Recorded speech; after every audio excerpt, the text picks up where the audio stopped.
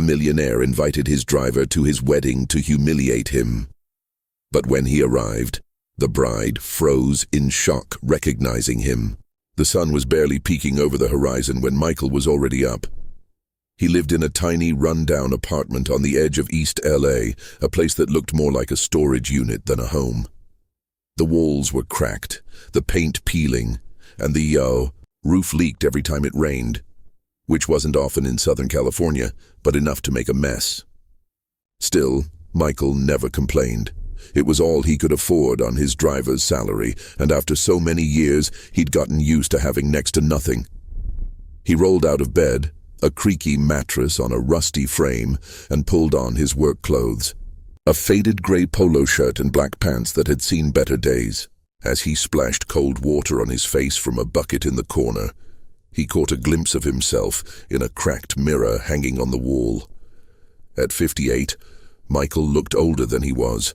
His face was etched with deep lines, his gray hair thinning, and his eyes carried a sadness that never seemed to fade. Life hadn't been kind to him. He sat down on a wobbly plastic chair and grabbed a stale piece of bread from the counter, the only thing he had left from yesterday. He dipped it in a cup of black coffee, so bitter it made him wince, but there was no sugar in the house. As he ate, his gaze drifted to an old photo taped to the wall, a picture of him and his daughter, Valerie, taken when she was just 10. They were at a park in Downey, smiling with ice cream cones in their hands. That day had been one of the few happy ones Michael could remember. But that was a long time ago, before everything fell apart. Valerie had left home at 16 after a fight that still haunted Michael like it was yesterday. He'd come home drunk that night, something he rarely did, but he'd just lost a job that could have pulled them out of poverty. He was so frustrated, so angry at himself, that he drowned his sorrows in a 6-pack of cheap beer. When he stumbled through the door, Valerie was waiting, her face red with anger. "You always say things are gonna get better, but they never do," she'd screamed, tears streaming down her face. "I'm sick of this, Dad. Sick of being broke all the time." Michael, his head foggy with booze, snapped back with words he'd regret forever. "If you're so sick of it, then leave," he'd yelled, and those words cut him like a knife when he sobered up the next morning. Valerie left that night. Michael searched for her for weeks, asking neighbors, checking the spots she used to hang out, but no one knew anything. Eventually, he stopped looking, not because he didn't want to find her, but because he didn't know how. He was left alone with a hole in his heart that nothing could fill. The only thing keeping him going was his job as a driver for the Carter family, a bunch of rich folks who treated him like he was invisible. But at least the job paid the bills and kept a roof over his head. That morning, as he finished his coffee, Michael thought about Valerie, like he did almost every day. He wondered where she was, if she was okay, if she'd ever forgive him. "I hope you're doing better than me, sweetheart," he whispered, touching the photo with his fingertips. Then he grabbed his cap, picked up his keys, and headed out to the Carter estate. It was Saturday, the day of Derek Carter's wedding, and Michael knew it was going to be a long one.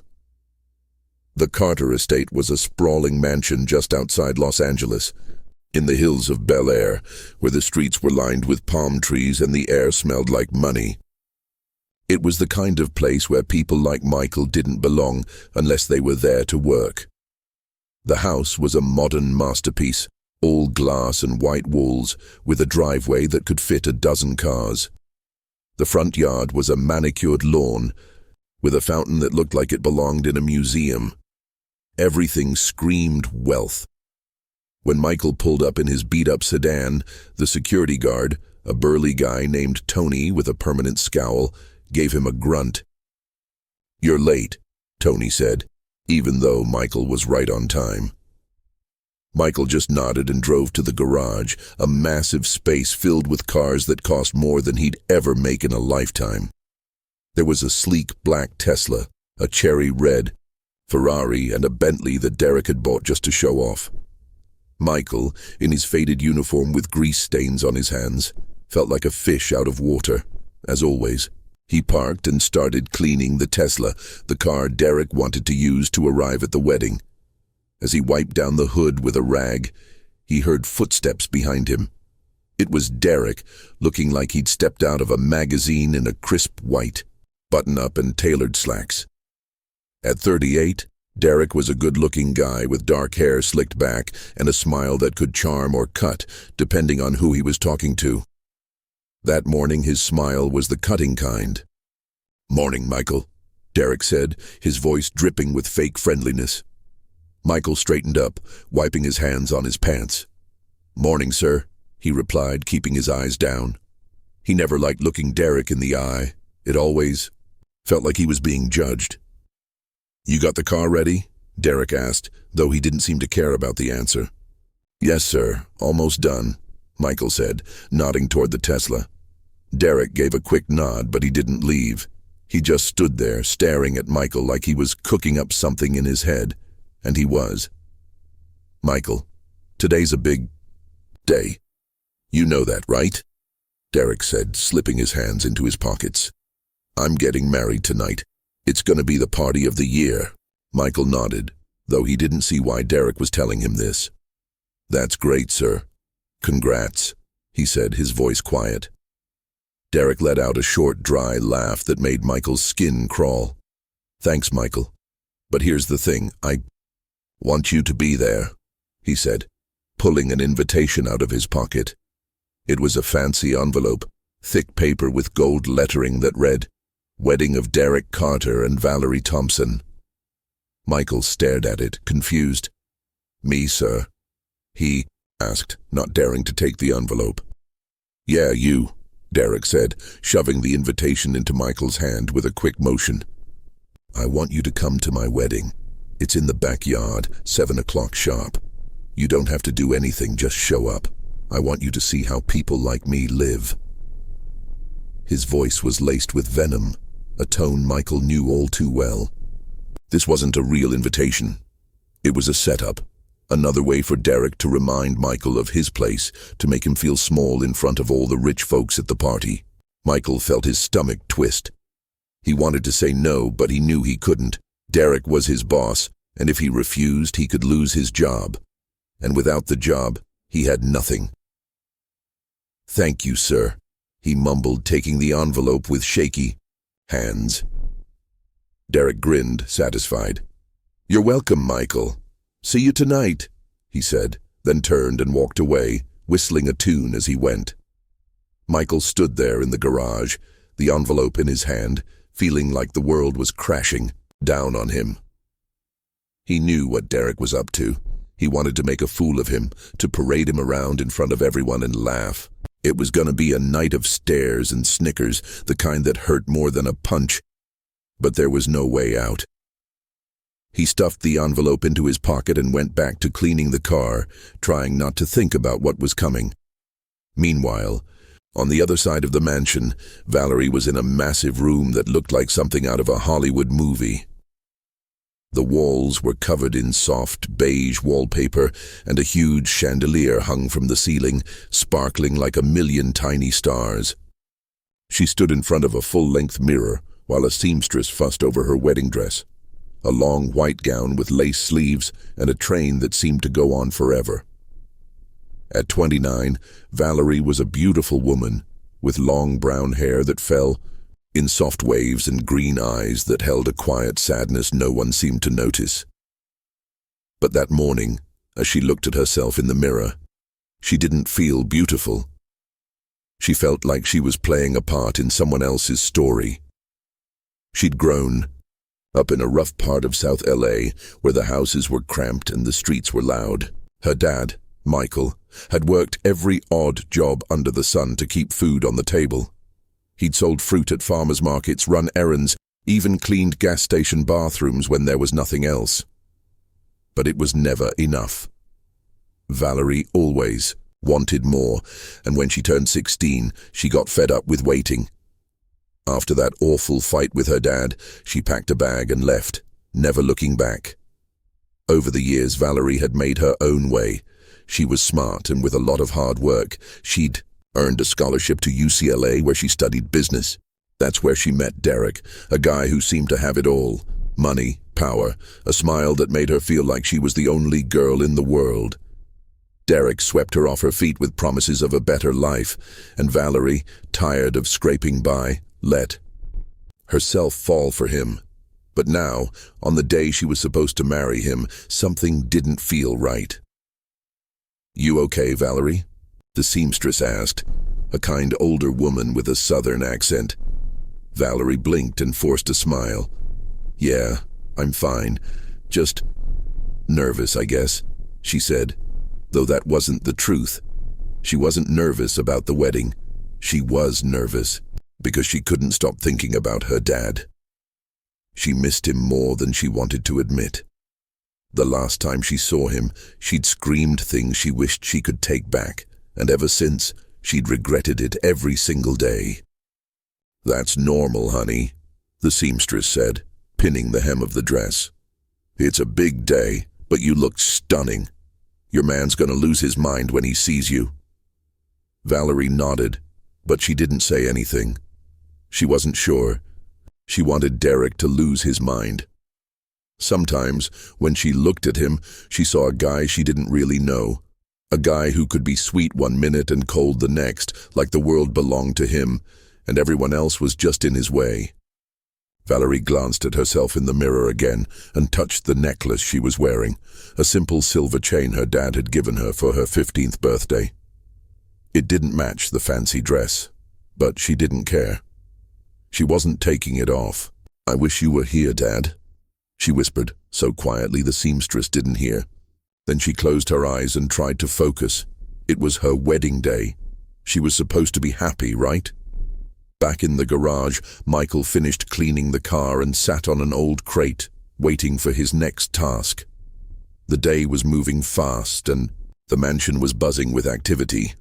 People were running around, setting up tables, arranging flowers, and barking orders. A catering team arrived with trays of fancy food. Sushi rolls, mini filet mignon sliders, and shrimp cocktails, the kind of stuff Michael had only seen on TV. A band showed up with their instruments, and a woman in a tight black dress was yelling at everyone to make sure everything was perfect. "This is Mr. Carter's wedding, not some backyard BBQ," she snapped, and Michael listened from a distance, feeling smaller than ever. As he waited, he pulled the envelope out of his pocket and looked at it again. The gold lettering shimmered under the garage lights. "Wedding of Derek Carter and Valerie Thompson," he read under his breath. The name Valerie hit him like a punch to the gut, but he shook it off. "Don't be stupid, Michael," he told himself. "Valerie's a common name. It can't be her." But something in his chest tightened, like his heart knew something his head didn't want to believe. "Michael," a voice called, snapping him out of his thoughts. It was John, the gardener, a guy in his 40s who'd always been decent to him. John came jogging over, his face sweaty and his hands dirty from digging in the flower beds. "What are you doing just sitting there? They're looking for you. Mr. Derek needs you to take some stuff to the main hall," he said, catching his breath. Michael stood up quick. "What stuff?" he asked, tucking the envelope back in his pocket. "Some boxes with glassware or something. They're by the front door. Hurry up, though, Mr. Derek's in a mood," John said, then ran off to keep working. Michael sighed and headed to the front of the house where he found the boxes John mentioned. They were heavy, and as he carried them, his back ached more than usual. "I'm too old for this," he muttered, but he didn't stop. When he got to the main hall, he froze at the doorway, his eyes wide. The place looked like a dream, long tables with white tablecloths, centerpieces of white roses and lilies, and a chandelier that sparkled like it was made of diamonds.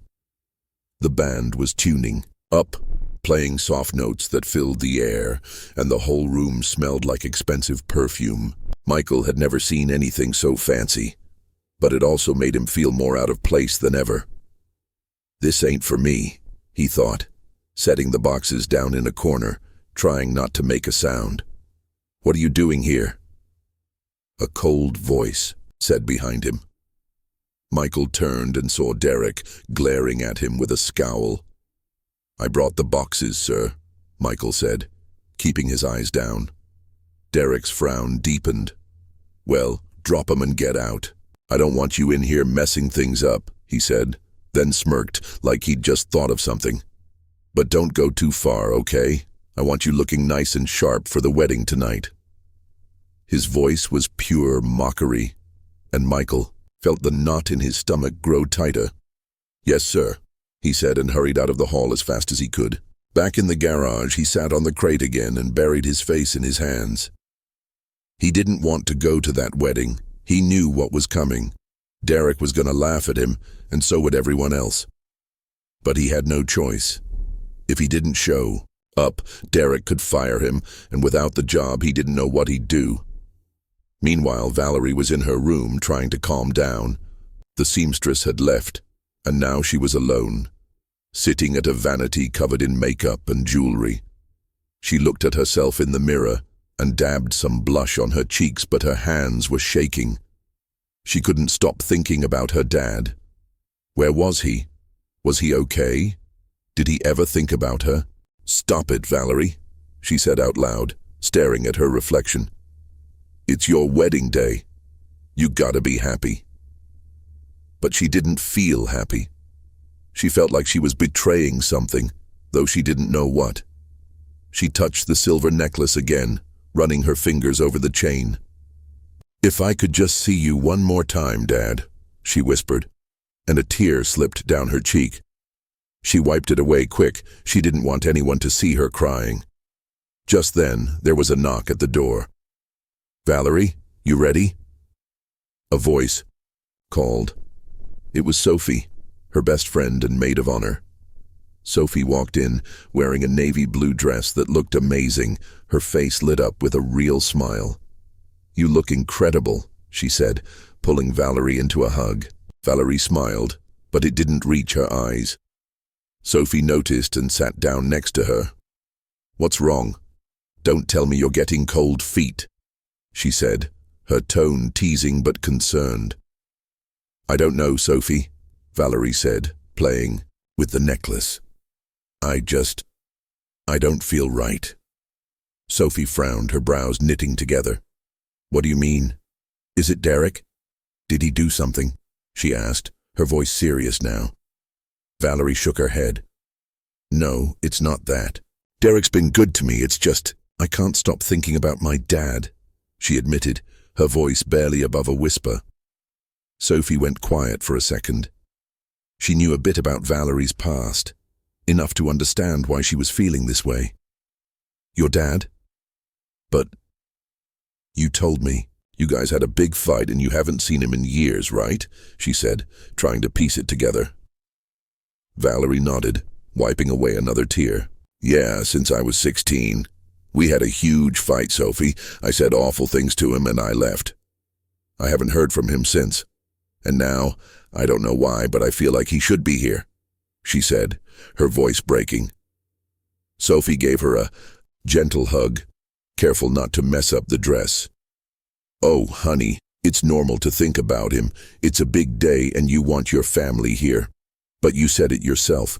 You don't even know where he is, and if he hasn't reached out in all. This time, maybe. Maybe he doesn't want to see you," she said, trying to be kind. But her words stung more than she meant them to. Valerie pulled back, her eyes wide. "You think he doesn't want to see me?" she asked, her voice trembling. Sophie realized she'd said the wrong thing. No, that's not what I meant. I just mean, maybe he's thinking about you too, but he doesn't know how to reach out. Or maybe he can't. I don't know, Valerie, but today's your day, and you gotta try to be happy, okay?" she said, forcing a smile. Valerie nodded, but she wasn't convinced. She looked at the necklace again, clutching it tight. "I just wish I could tell him I'm sorry," she whispered, more to herself than to Sophie. Just then, one of Derek's cousins, a bubbly girl named Emily in a pink dress, burst into the room. "Valerie, it's almost time. The pastor's here and the band's ready to start. Let's go. You're up," she said, practically bouncing with excitement.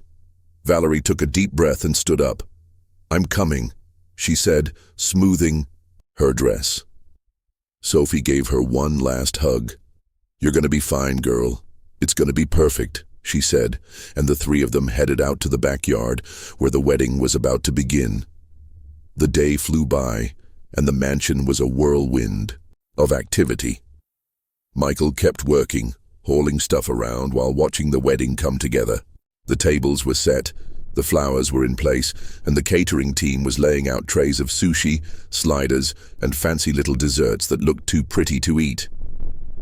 The band started playing soft music, and the air smelled like steak and perfume. Michael's stomach growled. He hadn't eaten since that piece of bread, but there was no time for that.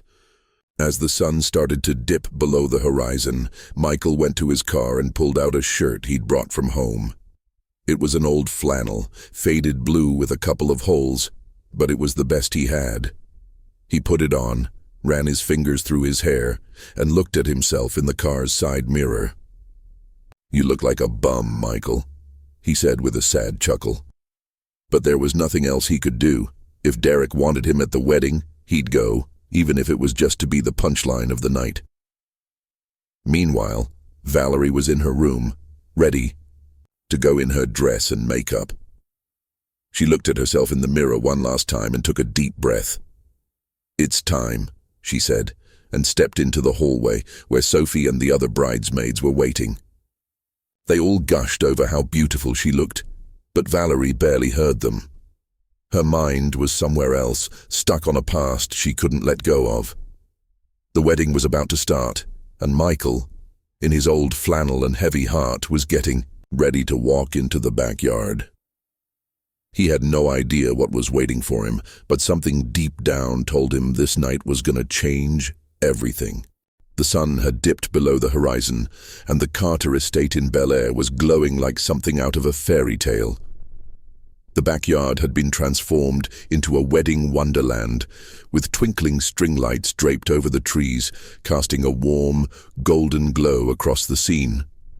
Long tables were covered in crisp white tablecloths, each one decorated with centerpieces of white roses and peonies that filled the air with a sweet floral scent.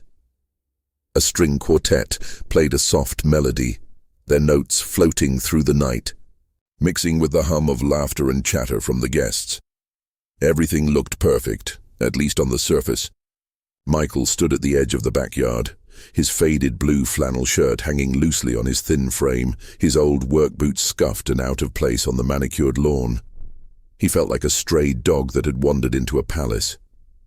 The security guard, Tony, had given him a hard time at the gate, eyeing him up and down like he was some kind of intruder.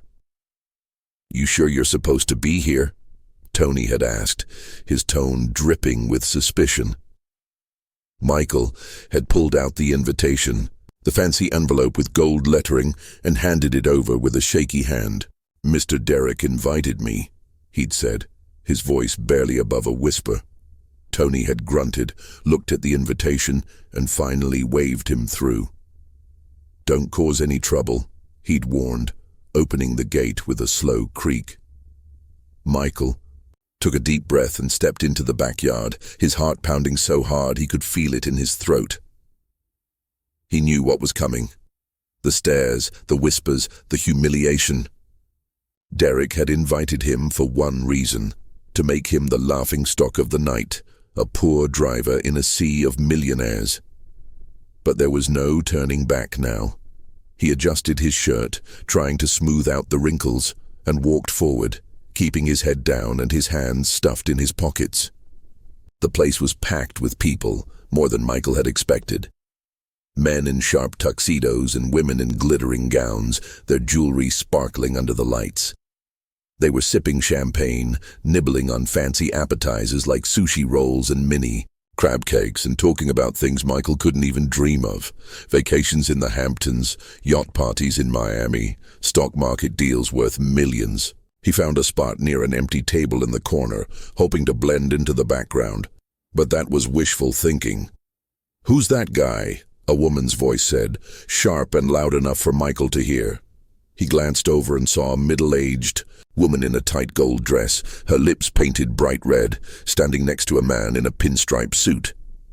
They were both staring at him, their faces a mix of curiosity and disgust. "No idea, but look at his clothes," the man replied, chuckling, as he adjusted his cufflinks. "He looks like he just crawled out of a dumpster." The woman laughed, covering her mouth with a manicured hand, and Michael felt his face burn with shame. He wanted to disappear, but there was nowhere to go. "Sorry, I didn't mean to bother anyone," he mumbled, taking a step back. The woman waved a hand, her smile fake as plastic. "Oh no, stay, it's just, well, you don't exactly fit in, do you?" she said, her tone dripping with condescension. Michael nodded, saying nothing. He knew he didn't fit in. His flannel was threadbare. His boots had holes and his hands were rough from years of hard work, but he didn't need her to point it out. Meanwhile, on the other side of the backyard, Derek was soaking up the spotlight as usual. He looked like a movie star in his black tuxedo, the silver tie catching the light just right. His dark hair was slicked back, and his smile was wide, the kind of smile that screamed confidence or arrogance, depending on how you looked at it. He was surrounded by his buddies, a group of guys who looked like they'd all gone to the same Ivy League school, polished, loud, and full of themselves.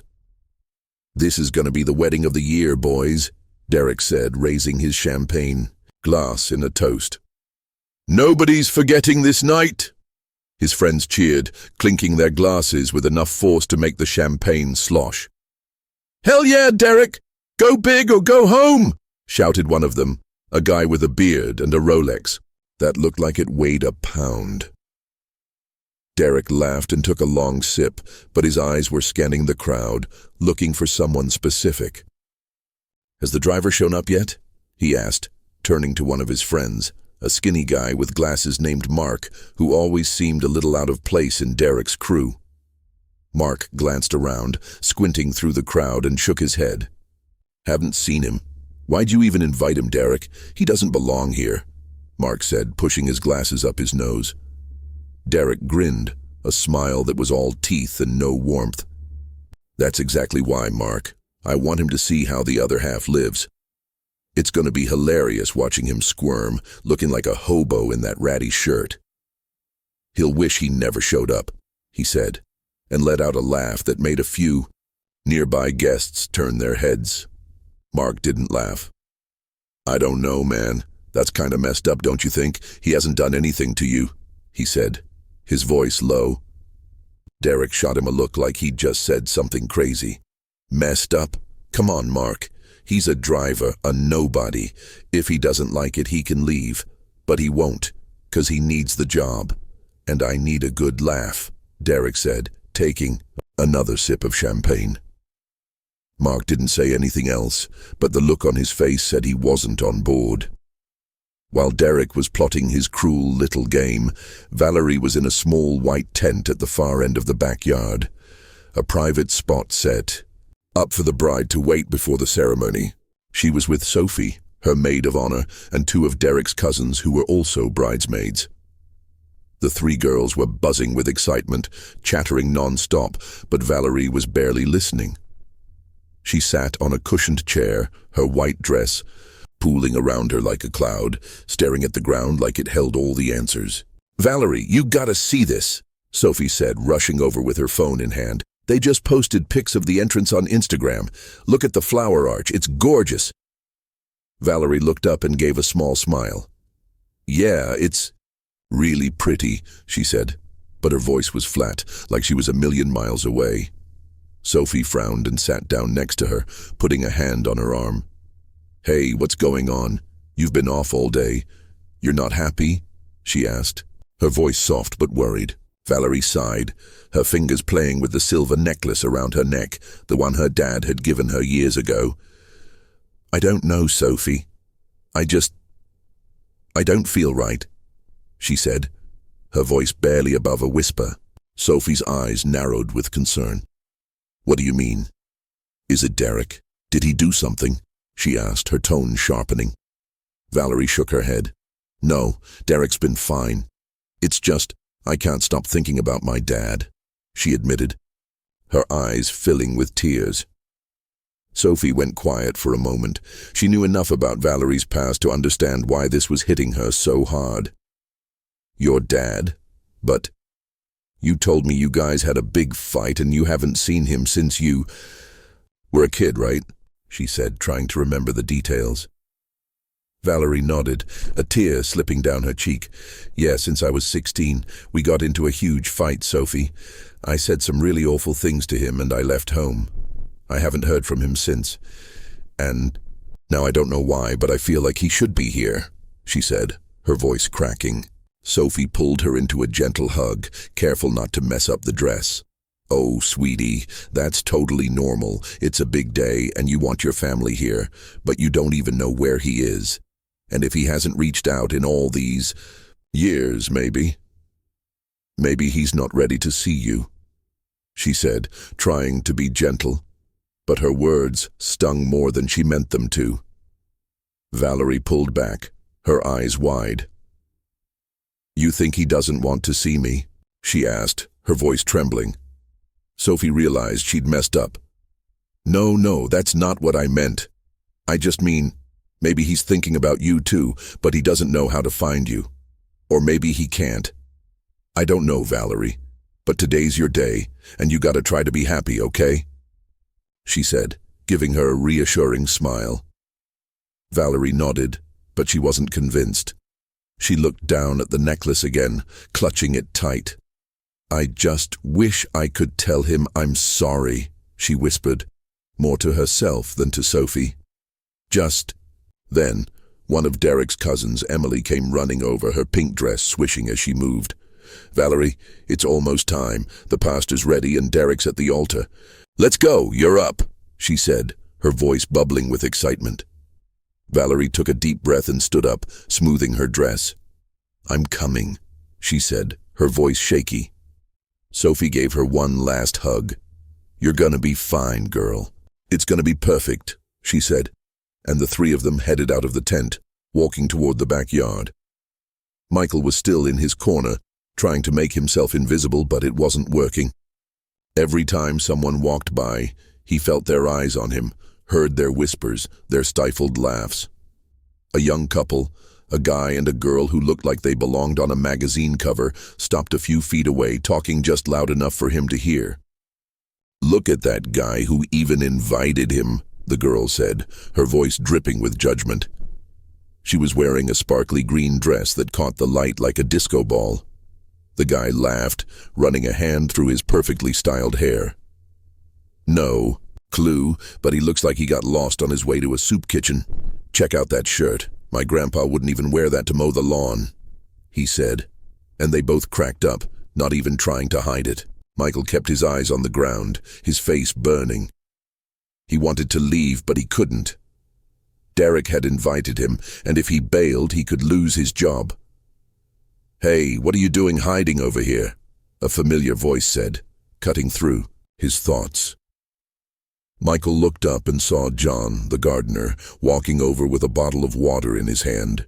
John was sweaty, his shirt stained with dirt, but he had a kind smile that made Michael feel a little less alone. Mr. Derek invited me, Michael said, pulling the envelope out of his pocket again. John's eyes widened. For real? That's weird. Mr. Derek doesn't usually invite the staff to his stuff, he said, scratching his head. Michael let out a heavy sigh. It's not 'cause he's being nice, John. He invited me to make fun of me, wants everyone to see me. Here, looking like this so they can laugh, he said, his voice barely above a whisper. John's face darkened. That's not right, Michael. Mr. Derek can be a real jerk sometimes. Why don't you just leave? Nobody's gonna care, he said, handing Michael the water bottle. Michael took it and drank deeply. I can't, John. If I leave, he'll fire me. And if he fires me, I got nothing, he said, his voice heavy, with exhaustion. John looked at him for a long moment, his eyes full of sympathy. I'm sorry, man. That's messed up. But you hang in there, okay? Don't let them make you feel like you're less than them. "You're worth more than all these rich folks put together," he said, giving Michael a pat on the shoulder. Michael managed a small smile, the first real one he'd had all day. "Thanks, John. You're a good friend," he said, and John nodded before heading back to work. In the center of the backyard, the string quartet stopped playing, and a man with a microphone stepped up to the small stage. "Ladies and gentlemen, the ceremony is about to begin," he announced, his voice booming over the crowd. The guests started moving toward the altar, a beautiful arch covered in white roses and draped with sheer fabric. Derek stood under it, looking every bit the part of a groom, his tuxedo pristine, his smile wide. He waved at a few people, shaking hands like he was running for office, but his eyes kept darting around, looking for Michael. When he spotted him in the corner, his grin grew even wider. "Michael, glad you made it," Derek shouted, making sure everyone could hear. Heads turned, and Michael felt the ground shift beneath him. "Come on over. Don't hide back there," Derek added, his voice thick with mockery. Michael didn't want to move, but he knew he had no choice. He walked toward the center of the backyard, his head down, feeling every pair of eyes on him like a spotlight. "Look who's here, my favorite driver," Derek said, loud enough for the whole crowd to hear. A few of his buddies laughed, and one of them, the guy with the beard, clapped Derek on the back. "Nice touch, man," he said, snickering. "I told him to come see how a real wedding's done. What do you think, Michael?" "Pretty nice, huh?" Derek asked, his tone so cruel that even some of the guests shifted uncomfortably. Michael swallowed hard and nodded. "Yes, sir. Real nice," he said, his voice barely audible. Derek laughed again, but before he could say anything else, the string quartet started playing the wedding march, a soft, familiar tune that made everyone turn toward the back of the yard. Derek straightened up, adjusting his tie, and for a moment he forgot about Michael. "Here comes my queen," he said under his breath, his eyes lighting up with anticipation. Valerie stepped out of the tent, with Sophie and Derek's cousins at her side. Her white dress shimmered under the string lights, the long train trailing behind her like a river of silk. The veil covered her face, but you could still see her green eyes through the sheer fabric, wide and searching. The guests clapped, some standing to get a better look. "She's stunning," an older woman in a purple dress said, dabbing her eyes with a tissue. "Looks like a princess," another guest called out. Valerie smiled, but it was more for show than anything else. As she walked down the aisle, holding her bouquet of white roses tight, Valerie felt her heart race. It wasn't the nerves of getting married or the excitement of the moment. It was something else, something she couldn't name. She scanned the crowd, looking for a familiar face, someone who could make her feel grounded. But there was no one, just a sea of strangers, Derek's friends, his family, people who didn't really know her. And then she saw him. He was standing off to the side, near a table, in a faded blue flannel that looked like it had been through a war. He was a thin man, with gray hair and a face full of lines. But his eyes, those eyes were the same ones she saw in her dreams. Valerie stopped dead in her tracks, the bouquet slipping a little in her hands. "Dad," she whispered, so quiet no one else heard. Michael, who'd been staring at the ground, felt a strange pull, like someone was really seeing him. He looked up, and there she was. At first he didn't understand. This woman in the white dress, so elegant, so far from his world, it couldn't be. But those green eyes, the same ones his daughter had, told him everything. "Valerie," he murmured, his voice breaking. Valerie dropped the bouquet, letting it fall to the grass, and ran toward him, ignoring the gasps from the crowd. Her veil slipped off her head, her dress picking up more dirt as she moved, but she didn't care. She reached Michael and threw her arms around him, sobbing into his chest. "Dad, it's you. Why are you here?" she cried, her voice muffled against his shirt. Michael's eyes filled with tears as he wrapped his arms around her, holding her like he'd never let go. "Sweetheart, I missed you so much," he said, his voice a tangle of pain and joy. The guests went silent, their eyes wide, watching the scene unfold.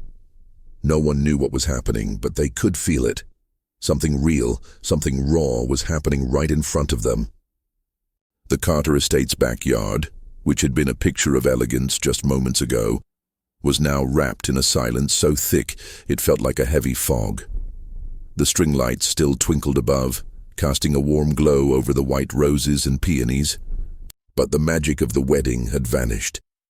The guests, who'd been sipping champagne and nibbling on sushi and mini filet mignon sliders, stood frozen, their eyes glued to the scene unfolding in front of them.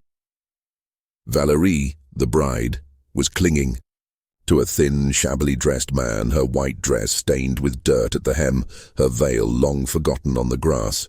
She'd called him Dad, with a voice so full of love and pain that even the coldest hearts in the crowd felt a pang. Valerie couldn't stop crying. Her arms were wrapped tight around Michael, like she was afraid he'd disappear if she let go. Her dress, once a symbol of a perfect day, was now a mess, the train dragging through the dirt, but she didn't care. All that mattered was the man in front of her, the man she hadn't seen in 13 years, the man who'd been her whole world until a fight tore them apart. "Dad, I can't believe it's you," she sobbed, her voice muffled against his faded blue flannel shirt, the fabric rough against her cheek. Michael was crying too, though he did it quietly, tears streaming down his weathered face and soaking into the collar of his shirt. His hands shook as he held his daughter, his chest heaving with silent sobs he tried to hold back. "Sweetheart, my little girl," he kept whispering over and over, like he couldn't believe this was real. After years of loneliness, of wondering where Valerie was, of nights spent staring at her old photo and praying she was okay, here she was, in his arms, so real, it hurt. The guests didn't know what to do. Some exchanged awkward glances, whispering things too quiet to hear. Others just stood there, their champagne glasses halfway to their lips, too stunned to move. An older woman in a purple dress, her eyes already misty, clutched her husband's arm and murmured, "Oh my goodness, this is so beautiful."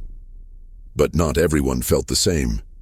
Some of Derek's buddies, the ones closest to the altar, shared looks of unease, like they couldn't believe something so messy was happening at such a high-class event. Derek, who'd been standing under the floral arch, waiting for his bride with a smug grin, felt his blood boil. At first, when he saw Valerie run to Michael, he thought it was a mistake, something that'd blow over quick. But now, seeing her hold on to this man, hearing her call him Dad with so much emotion, he felt something he hadn't felt in a long time, a total loss of control. And it made him furious. "What the hell is going on here?" Derek shouted, storming toward them, his polished dress shoes stomping on the grass. His voice was sharp, slicing through the silence like a knife, and it made several guests flinch. He reached Valerie and Michael, his face red, his fists clenched tight. "Valerie, let go of him. What are you doing?" he demanded, pointing at Michael like he was some kind of trespasser. Valerie pulled back from Michael, but she didn't let go of his hand. She looked at him, her eyes full of tears, then turned to Derek. For the first time since they'd met, she didn't see the charming guy who'd swept her off her feet with promises of a better life. She saw a cruel, selfish man who didn't know what it meant to truly care about someone. "This is my dad," she said, her voice shaking, but not with fear, with anger. "You invited him here to make fun of him at my wedding?" Derek froze, her words hitting him like a slap. He didn't know who Michael was, not really. To him, Michael was just the driver, a nobody he could mess with to feel better about himself. He'd never bothered to ask about his life, his family, anything. And now, with Valerie staring at him like he was the worst person she'd ever met, he felt the ground shift beneath him. I didn't know, he stammered, but his voice sounded hollow, fake, and he knew it. You didn't know? Valerie repeated, stepping closer to him, her green eyes blazing. You didn't know that this man, who you treat like he's nothing, is my dad? You didn't know that you invited him here to humiliate him, to make everyone laugh at him, on the day that's supposed to be the most important day of my life?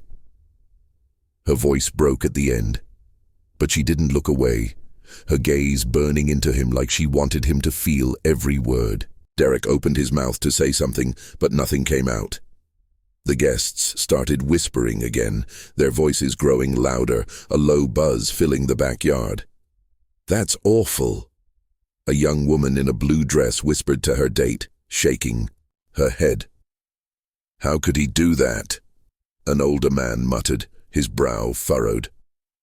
Derek felt their eyes on him, and for the first time in his life he didn't feel like the king of the room. He felt small, exposed, like everyone could see the ugliness inside him.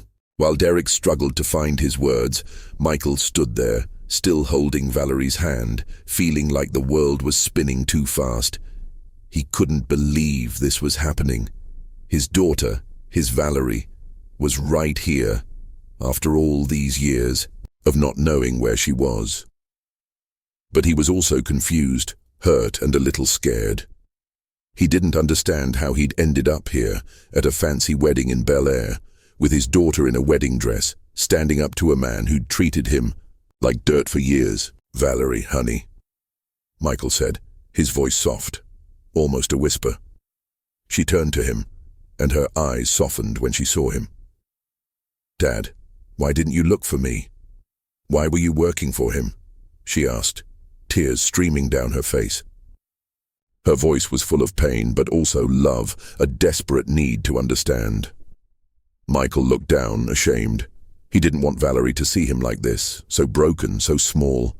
But he couldn't lie to her, not after everything they'd been through. After you left, I didn't know how to find you, sweetheart, he said, his voice cracking. I looked for you for weeks, months. I went everywhere I thought you might be. I asked the neighbors, your friends, everyone, but nobody knew anything, and then I gave up. Not because I didn't want to find you, but because I didn't know how. I had nothing left, Valerie. Without you, I had nothing. Valerie felt her heart clench. She remembered that night 13 years ago when they fought. She'd been so angry, so fed up with being poor, with never having enough, that she'd screamed terrible things at her dad. I never want to see you again, she'd yelled, and then she'd left, a backpack slung over her shoulder and a heart full of rage. But now seeing him here, so thin, so worn out, with tears in his eyes, she realized how much she'd hurt him and how much she'd missed him. Dad, she started, but the words got stuck in her throat. Michael looked up at her, his eyes a mix of pain and hope. I always wanted to tell you I'm sorry, honey, for not giving you the life you deserved, for not being the dad you needed, for everything, he said, a tear rolling down his cheek and hitting the grass. Valerie felt something inside her break. All those years of resentment, of blaming her dad for everything she didn't have, melted away in an instant. All that was left was love, a love that had never gone away, just hidden under layers of hurt. I'm sorry too, Dad, she said, and pulled him into another hug, tighter than before. I missed you so much that you have no idea. The guests kept watching, some with tears in their eyes, others with looks of confusion. Sophie, standing near the altar with the other bridesmaids, covered her mouth with her hands, tears welling up. I can't believe it. That's her dad, she whispered to Emily, one of Derek's cousins. Emily nodded, her eyes wide. It's like something out of a movie, she replied, and they both stood there, unable to look away. But not everyone was touched. Some of Derek's friends, the ones closest to him, started muttering less kind things. "What's this guy doing here?" said the bearded guy with the Rolex, his voice low but sharp. "This is a wedding, not a soap opera," another friend added, a guy in a gray suit who looked annoyed. "They're making a scene," a woman in a sparkly green dress hissed, crossing her arms. Their words were harsh, but their voices sounded uneasy, like they knew they were on the wrong side. Derek heard them, and it only made him angrier.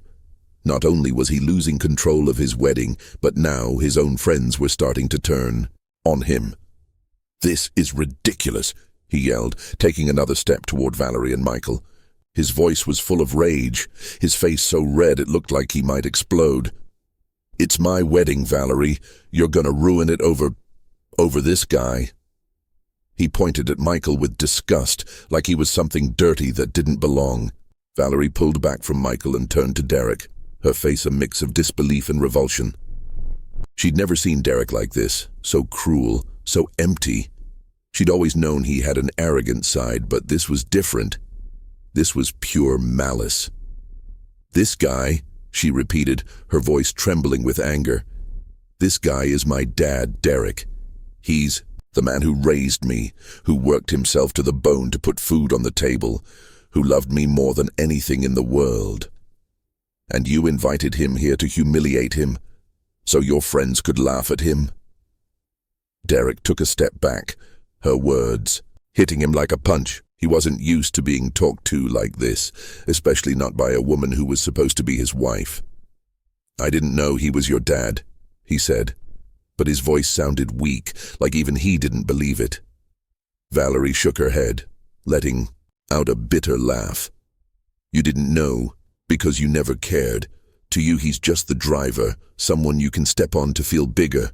But to me he's everything." The guests started whispering again, louder this time, their voices a growing hum. Some nodded, agreeing with Valerie. Others looked at Derek with pity, like they were finally seeing who he really was. The older woman in the purple dress leaned over to her husband and whispered, "Poor girl, what a terrible man." Her husband nodded, his face grim. "This isn't gonna end well," he replied. Michael, who'd been quiet, felt like he needed to say something. He didn't want Valerie to fight for him, didn't want to be the reason for more trouble. "Honey, don't get upset," he said, his voice soft, almost pleading. "It's not worth it. I'll go. I don't want to cause more problems."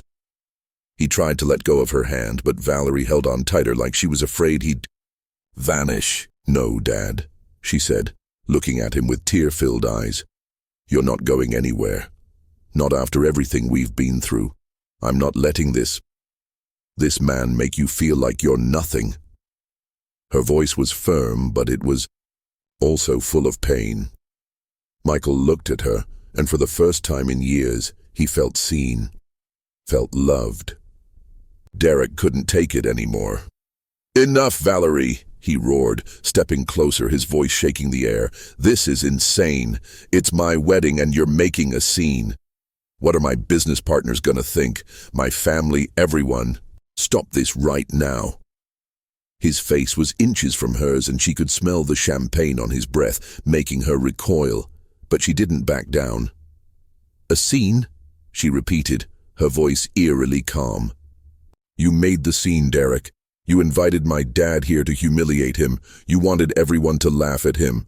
And now that you know who he is, you're still treating him like he's nothing? Are you really that awful?" Her voice broke on the last word, but she didn't look away. Derek felt something inside him snap. He wasn't used to losing, wasn't used to being challenged. He'd always been in control, always the one calling the shots. But now, in front of Valerie, in front of all these guests who were looking at him with disgust, he felt like nothing. "I'm not awful," he said, but his voice sounded more like a whiny kid than a man defending himself. Valerie looked at him, and for the first time she felt nothing for him, not love, not pity, not even anger, just emptiness. "Yes, Derek, you are," she said, her voice steady, cutting deeper than any shout could. Then, still holding her dad's hand, she took a step back, putting as much distance as she could between her and the man she was supposed to marry. The Carter estate's backyard, which had been a vision of luxury just hours ago, now felt like a stage where the play had gone terribly wrong. The string lights still twinkled above, casting a soft glow over the white roses and peonies, but the magic of the wedding was long gone. The guests, who'd arrived in their designer suits and glittering gowns, stood in small clusters, whispering to each other with wide eyes and stunned expressions. The tables with their white tablecloths, the trays of half-eaten sushi and mini filet mignon sliders, the champagne flutes left abandoned. It all felt like a hollow backdrop, a pretty shell for a night that had cracked open to reveal something raw and real. Valerie stood in the middle of the backyard, her hand gripping her dad's, her green eyes blazing with a fury she'd never felt before. Her white wedding dress, once a symbol of a perfect future, was now stained with dirt at the hem, the long train dragging across the grass like a battle scar. The veil she'd been wearing had been trampled into the ground, forgotten in the chaos. She didn't care about any of it. All she cared about was the man next to her, her dad, Michael, the man she'd thought she'd lost forever. Derek, in his pristine black tuxedo with the silver tie, looked like a man who'd just been knocked off his throne. His face was red, his fists clenched, his eyes darting between Valerie and Michael like he couldn't decide who to hate more. "Valerie, you can't do this to me," he shouted, lunging forward and grabbing her arm, his grip tight enough to make her wince. His voice was a mix of rage and desperation, like he knew he'd already lost but couldn't admit it. Valerie yanked her arm free, stepping back to put space between them. "Don't touch me," she snapped, her voice sharp enough to cut through the night air. Her eyes were cold, her jaw set, and for the first time, Derek saw something in her he'd never seen before: pure disgust. "You don't get to touch me, Derek, not after what you did," she said, her words heavy with finality. Derek stood there, his arm still outstretched, like he couldn't believe what was happening. "What I did?" he repeated, his voice rising almost a growl. "I didn't do anything, Valerie. You're the one ruining everything. This is our wedding, and you're making a fool of me in front of everyone." He gestured wildly at the guests, who were watching with a mix of shock and pity. Michael, still holding Valerie's hand, felt his heart sink. He didn't want to be the reason for any more trouble. He'd already caused enough chaos just by showing up. "Sweetheart, please, don't fight because of me," he said, his voice soft, almost pleading. "I'll go. I don't want to make things worse." He tried to pull his hand away, but Valerie held on tight, her grip firm like she was anchoring herself to him. "No, Dad," she said, turning to him with tears in her eyes. "You're not going anywhere. Not after everything we've been through. I'm not letting him kick you out like you're nothing." Her voice was steady, but it was full of pain, a pain that Michael felt deep in his chest. He looked at her, and for the first time in years, he felt like someone truly cared about him. The guests were still watching, some with tears in their eyes, others with looks of discomfort. Sophie, standing near the altar with the other bridesmaids, had her hands over her mouth, tears streaming down her face. "I can't believe Derek's being such a jerk," she whispered to Emily, one of Derek's cousins. Emily nodded, her eyes wide. "He's a total ass. How could he do this to her?" she replied, her voice shaking. They both stood there, unable to look away from the drama unfolding. But not everyone was on Valerie's side. Some of Derek's friends, the ones who'd been muttering earlier, were now speaking up louder, trying to back him up. "This is a disgrace," the guy with the beard and the Rolex said, stepping forward. "Derek, don't let her do this to you. It's your wedding. Put her in her place." Another friend, the skinny guy with glasses, nodded. "If she doesn't want to be with you, fine, but she can't ruin your day like this," he added, his voice sharp. A woman in a sparkly green dress crossed her arms and huffed. "She's making a spectacle, so embarrassing," she muttered, loud enough for others to hear. Valerie heard them, but she didn't care.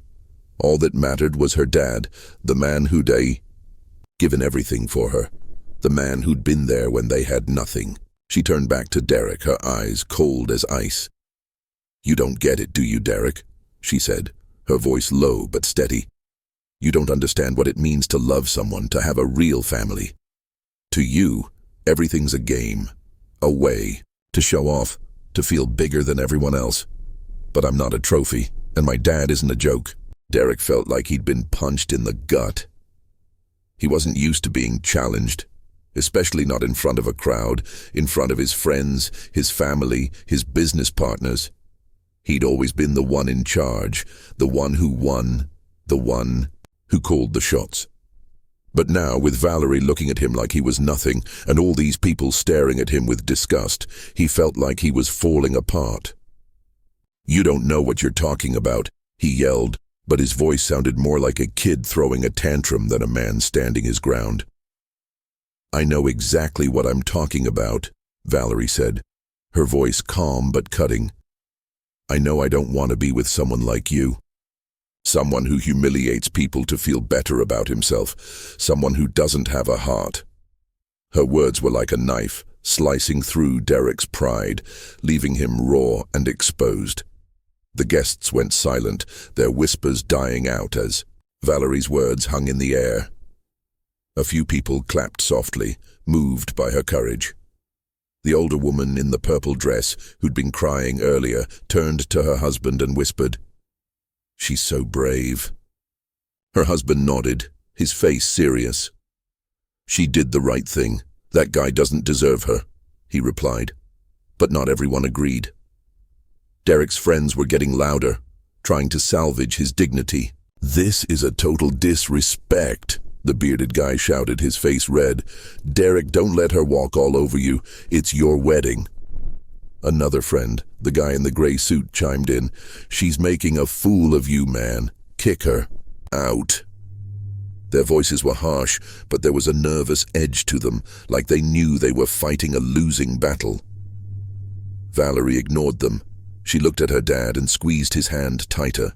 "Let's go, Dad," she said, her voice soft but firm. Michael looked at her, his eyes full of tears, and nodded slowly. "Okay, sweetheart," he said, his voice barely above a whisper. Together they started walking toward the edge of the backyard, heading for the exit, leaving Derek and the guests behind. Derek stood frozen in the middle of the yard, his fists clenched so tight his knuckles were white.